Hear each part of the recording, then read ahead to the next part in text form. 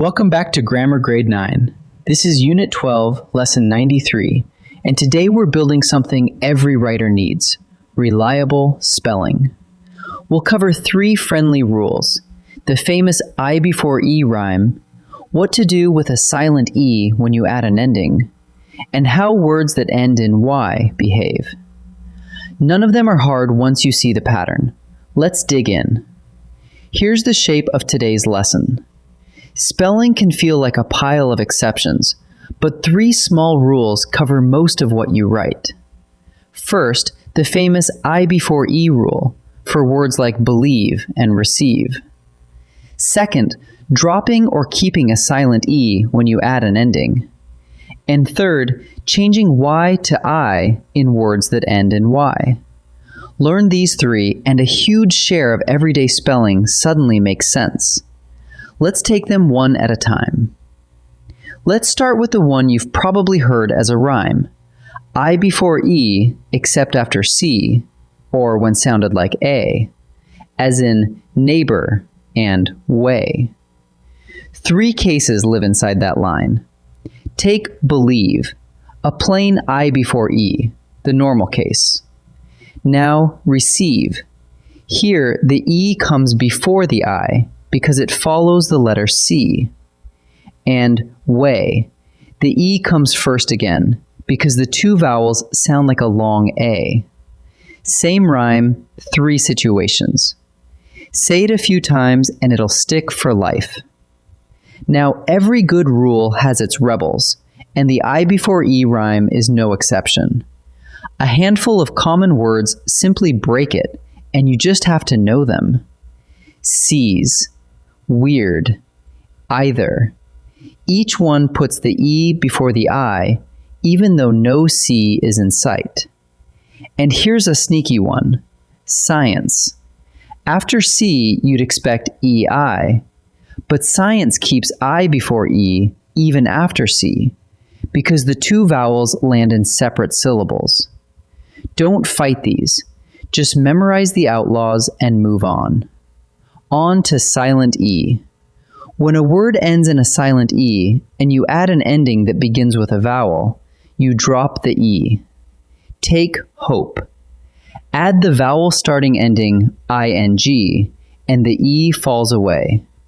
Hoping, no E in the middle. Same with excite. Add able and you get excitable, again losing the E. The logic is simple.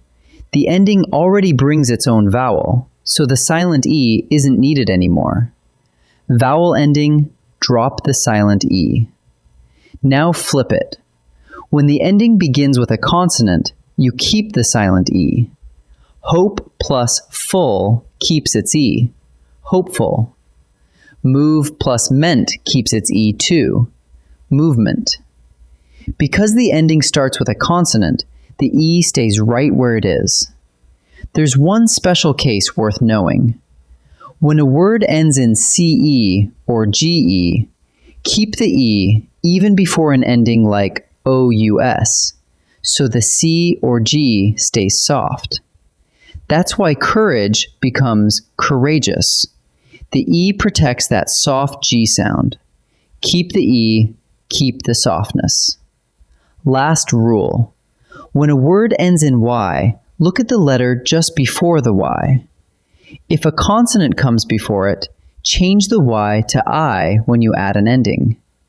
Happy ends in a consonant plus Y, so happy plus ness becomes happiness. The Y turns into I. But if a vowel comes before the Y, keep the Y. Play ends in a vowel plus Y, so play plus ed stays played. The Y holds on. And one reliable shortcut. Before the ending ing, always keep the Y, no matter what. That's why cry becomes crying, not crying. Look before the Y and you'll know what to do. Before we practice, here's a 3-step check you can run on almost any word. 1. Is it an IE word? Then remember I before E except after C, or when sounded like A. 2. Are you adding an ending to a silent E word? If the ending starts with a vowel, drop the E. If it starts with a consonant, keep it. 3. Does the word end in Y after a consonant? Then change the Y to I. And never forget the little safety rule. Always keep the Y before ing. Run through those and most spellings will fall right into place. Let's try some. Time to practice. In this first set, I'll give you a word with a missing piece, and you fill it in using our spelling rules. Look closely at the letters around the blank, pause the video, and choose before I reveal each answer. Believe. B-E-L, then I-E or E-I. There's no C in front and no long A sound, so we use plain I before E. The answer is I-E. Seize. This one looks like it should follow the rule, but seize is one of those rebels we met. It takes E before I. The answer is E-I. Hope plus ing. The ending starts with a vowel, so the silent E drops away. That gives us hoping, spelled H-O-P-I-N-G, with no E. The answer is hoping. Great start. This second set mixes keeping the silent E with our Y to I rule. Same routine.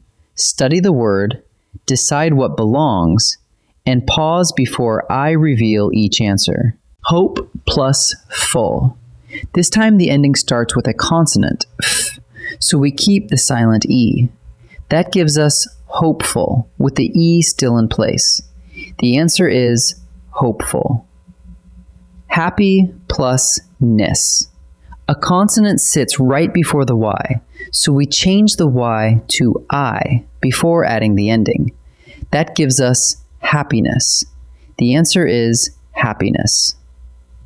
Cry plus ing. Here's our safety rule in action. Before the ending ing, we always keep the Y. So cry becomes crying, Y and all. The answer is crying. Let's gather up today's spelling toolkit. First, the rhyme. I before E except after C, or when sounded like A. And keep a short list of exceptions like C's and weird in your back pocket. Second, silent E. When you add an ending, drop the E if the ending starts with a vowel, and keep the E if it starts with a consonant. And third, words ending in Y. If a consonant comes before the Y, change it to I, but always, always keep the Y before ing. Practice these on the words you write every day, and good spelling stops being guesswork. Nicely done. I'll see you in the next lesson.